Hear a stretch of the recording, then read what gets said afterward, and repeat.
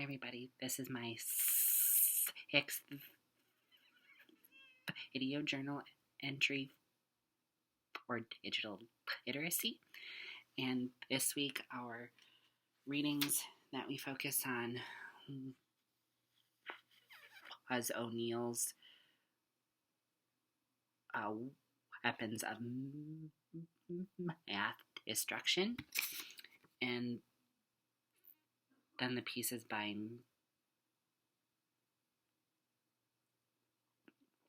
Icklewain, hopefully I'm pronouncing that right, and Brock Shepard. Both of those individual articles, the Icklewain piece focuses on racial formation and web traffic, and the Brock Shepard piece focuses on procedural rhetoric and algorithms online. I will bring in the conversation of both of those in my discussion, mainly of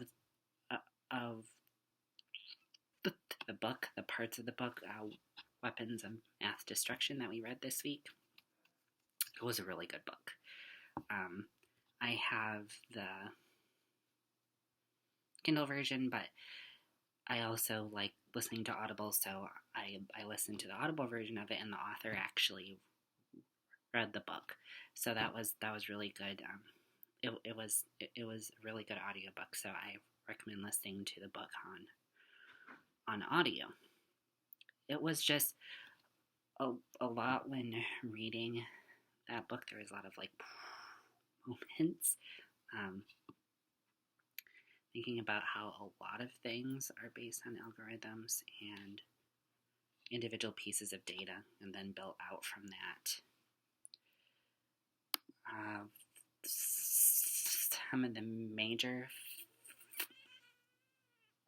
focuses was focusing and talking about modeling at the beginning and really introducing that.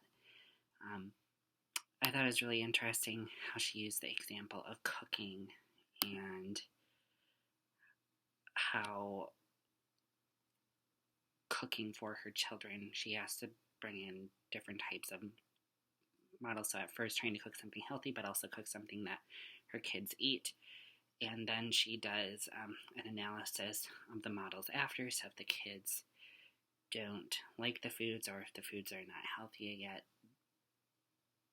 then she would change that model, and then that's how she introduced dynamic modeling to us. That first introduction of modeling and dynamic modeling centered around the food really got me thinking about care plans as in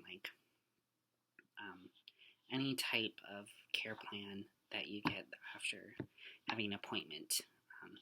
For me specifically, I think of care plans for hospice patients, because their care plans are very multifaceted with a lot of moving pieces, and that's what really got me thinking, where care plans are really meant to see, okay, the things that are going on, we're going to record them and try to change them for next time and try to move those parts.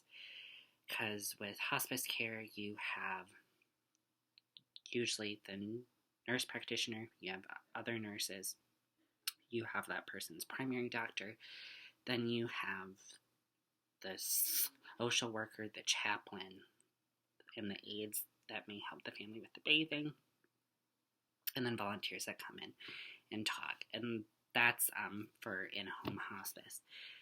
And a lot of things go into the care plan, and it's based on, the care plan will only change and adapt if people add to it and are honest with things that are going on in it. So if the care plan isn't flexible in moving, then the care of that individual then suffers. I had that experience when, between undergrad and graduate school, I was a care aide at a nursing home that only took care of Alzheimer's and dementia patients. I had a patient who was nonverbal on hospice, had dementia, She had to have all of her food pureed. That was all on her care plan. And it took a while to feed her because you also had to like prime her mouth at a time to help to signal her brain to open her mouth. And it took a lot of extra time to feed her, and some of the other workers wouldn't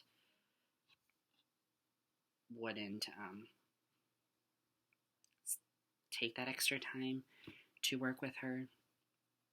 And then I found out when I had gone on vacation and came back that somebody had put on her chart that said, oh, she's not getting fed as frequently because she's refusing.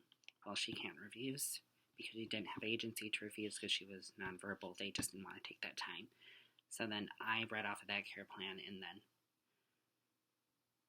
talked to the assistant director and said, okay, that the care plan isn't being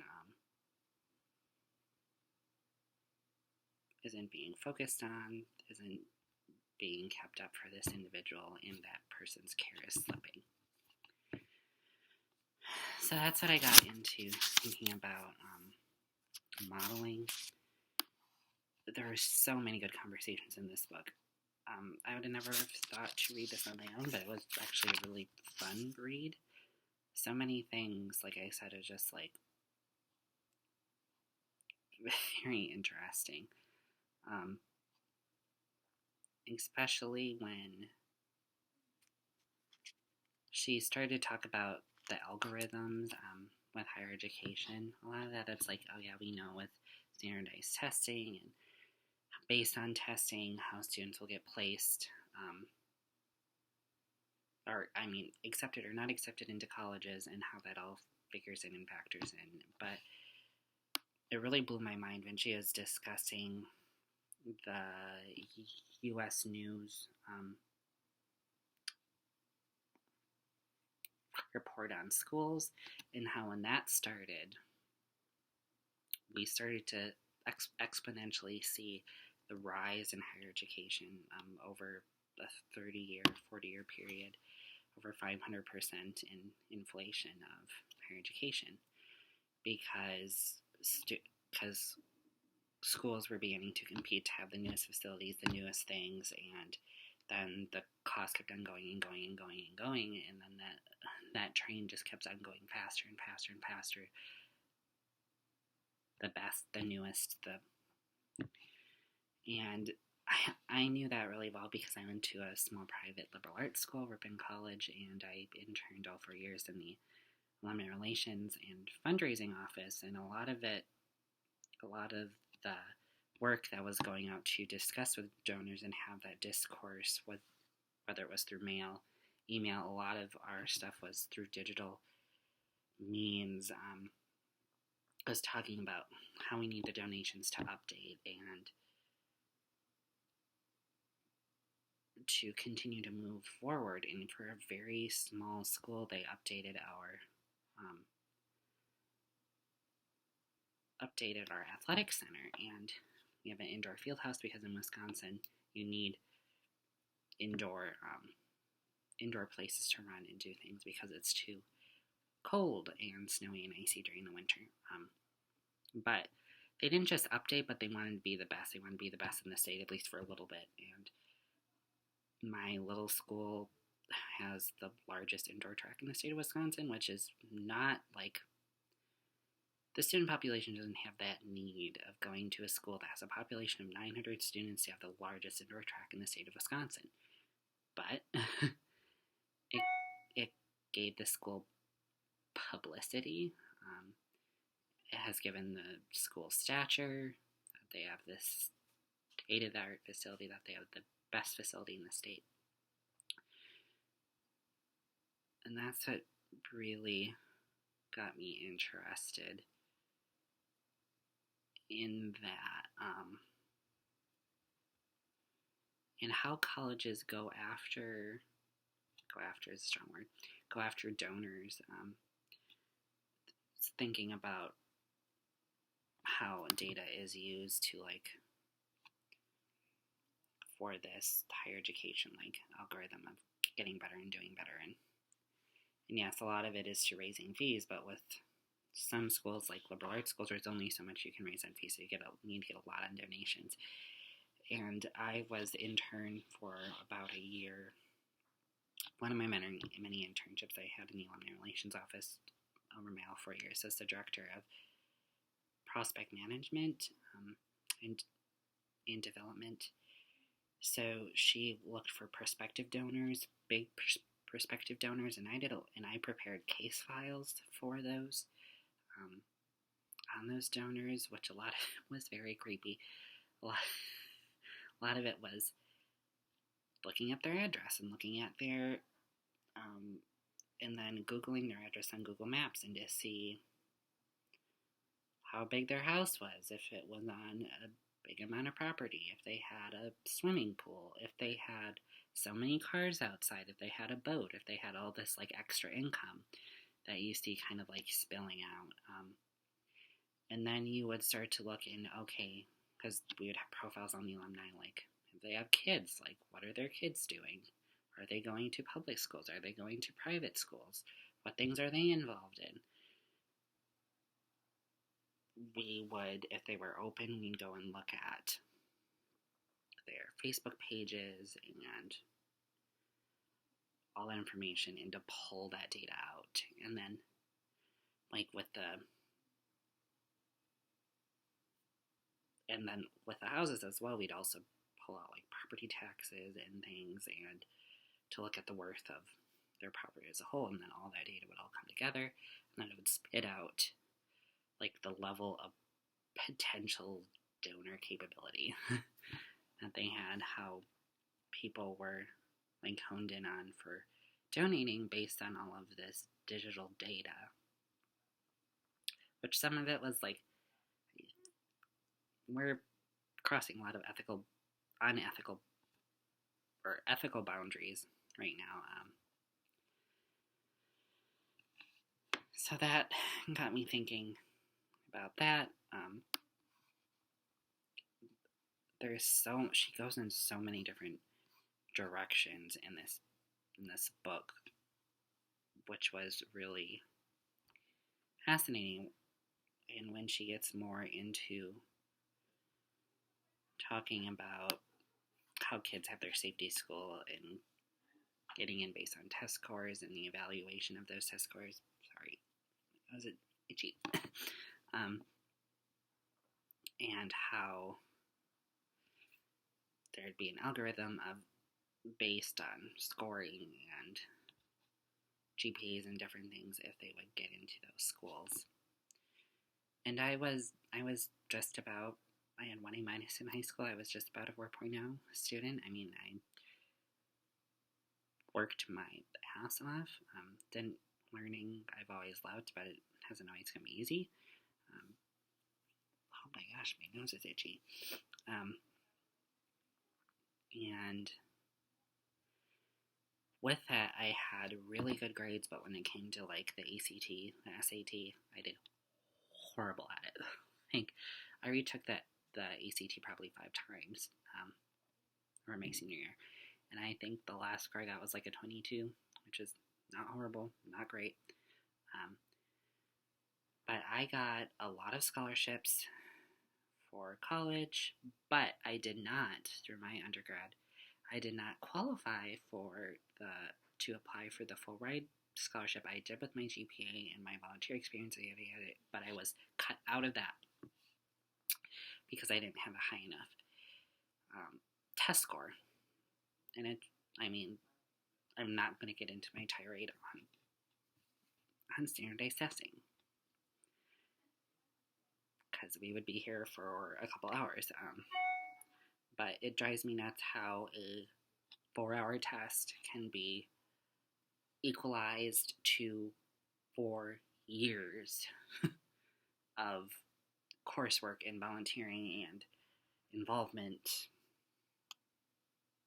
Absolutely insane. Because that test is quantifiable and it can just spit numbers out.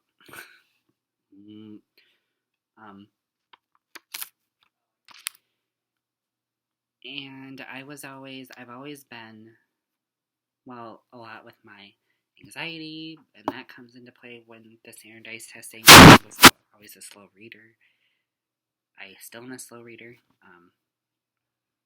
and that would always come into play with the testing, because those tests are so high stake. Like, we have to do, like, the questions are insane.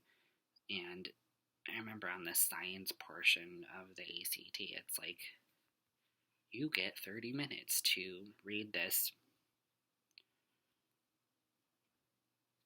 10-page blah blah blah on thing, and then answer 10 insane questions. And then that's how I think how she gets to where standardized testing and standardized algorithms and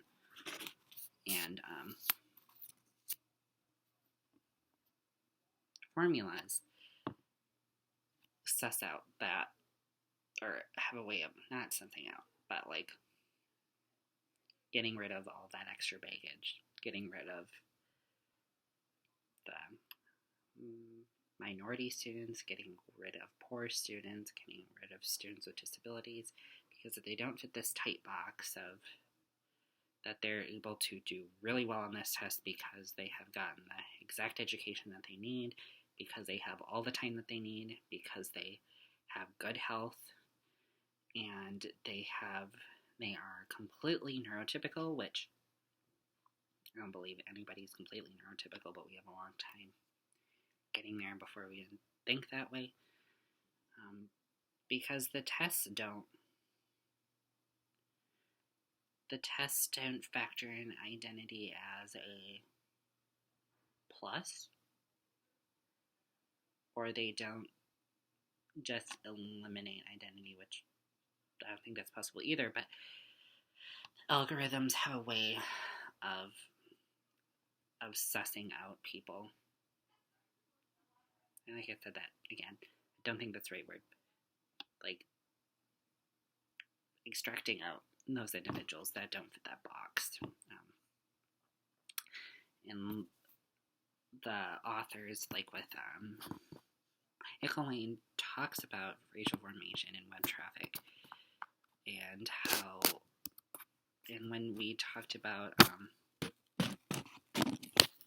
the piece from last week, or 2 weeks ago, the Race After Technology by Benjamin, a lot of those ideas really interlock and interconnect, and how so many things are so racially charged and racially connected based on status and income and culture, because if you search something or do something on the internet, then it's going to spit back all this stuff based on those algorithms that, oh, you should like this because you were applying for food stamps or low income, or so it will spit back certain things within that sphere. So then that starts to weed out, like, oh, you can't have this because you don't fall under this category, so we're only going to give you this information. And you see that with the type of advertisements, because I'll get, not only like ads for like shopping and buying things, but also ads for events, or like there was, and I was doing some FAFSA work and checking on my student loans and stuff, and then all of this like advertisements and things came up about like how to get rid of your student loans, how to like take out extra loans, and then all these advertisements for credit cards and like all that other things pops up. So like there's an assumption because I'm taking out student loans that I need more money, which knock on wood is true, but I am not going to take out any exorbitant amount of loans because I already have a nice amount of student loans. And so then it pigeonholes you into that box in multiple different ways.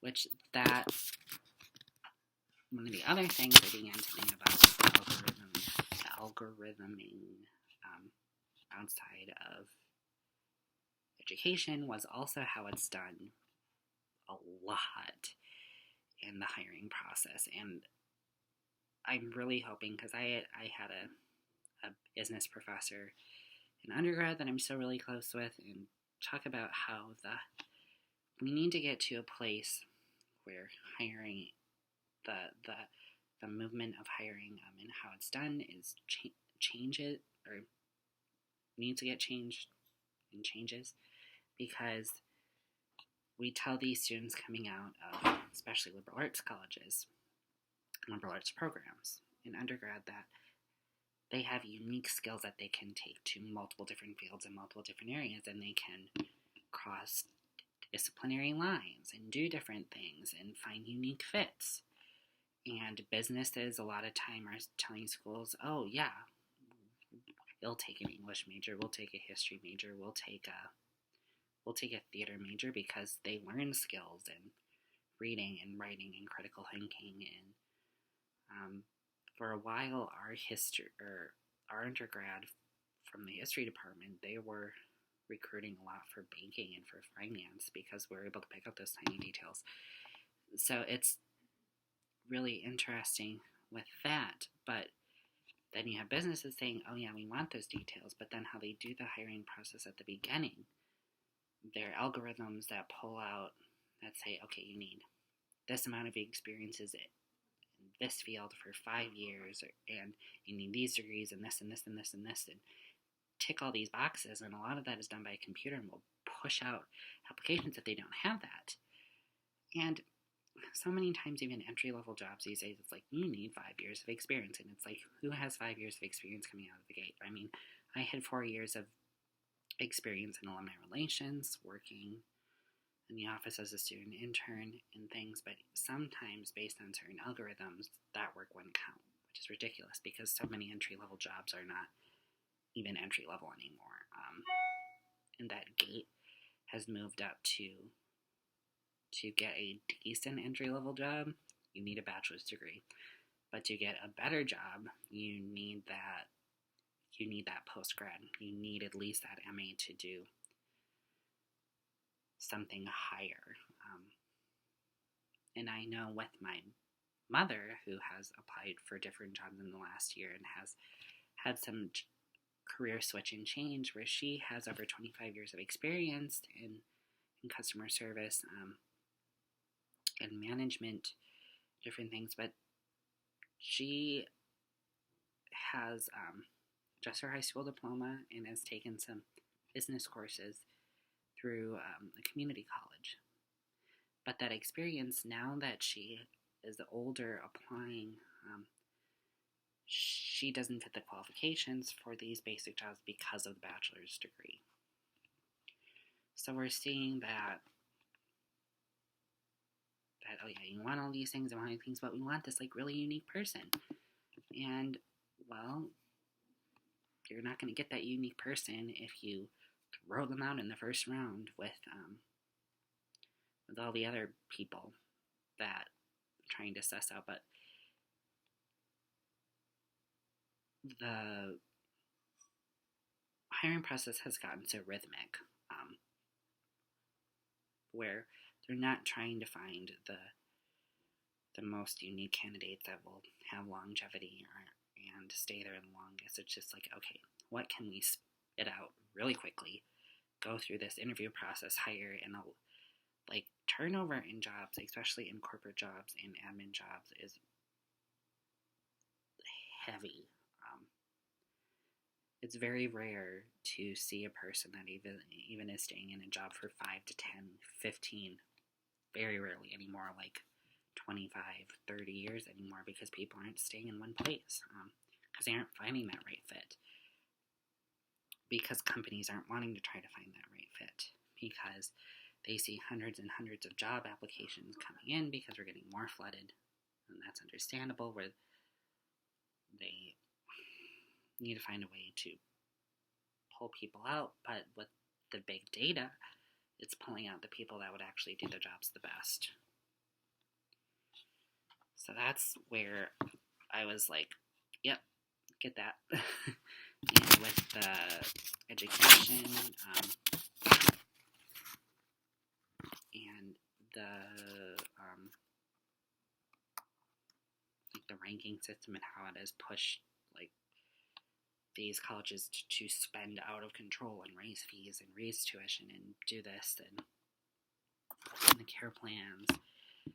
There were so many ideas for this one.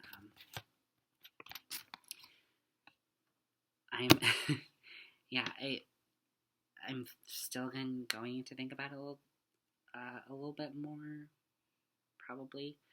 For Wednesday, I won't be there for the whole class because I have something that I'm presenting at, but I hope to get into some of this a little bit tomorrow. Have a good week. I'm sorry this was a little bit longer than usual, but there was a lot to look at. Have a good week.